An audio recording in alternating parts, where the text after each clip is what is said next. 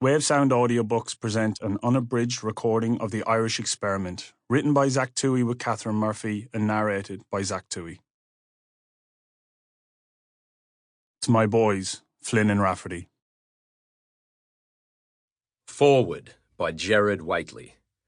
It's a native game, glorious for its quirks and peculiarities. No rules to govern shape or structure of movement. No offside. No mandatory positions.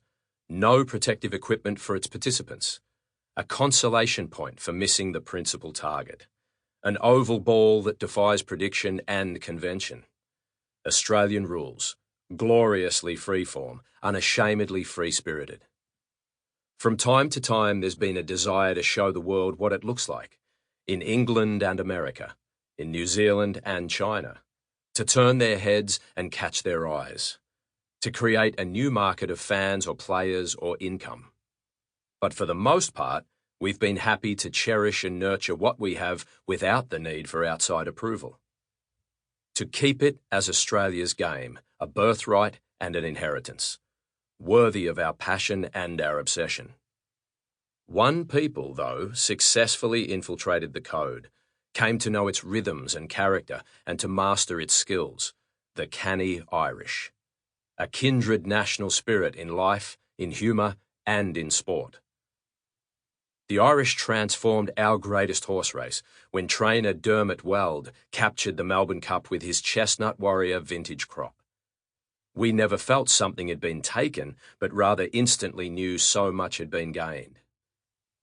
The Irish enriched our national game when Jim Stynes enlisted in a mad football experiment. What started with scepticism and ridicule spawned a legacy so broad that Stynes' adopted city stopped and wept when he died, knowing our skies were a little dimmer for the passing of a radiant presence. It was the greatest adventure Aussie rules had ever known. And as pioneers do, Stynes lit the way. Of those who've come across the seas, none has played more games in the Australian Football League than Zach Tuohy. Where Stynes answered the speculative newspaper advertisement, Tuohy was targeted by a recruiter who knew raw and transportable talent when he saw it.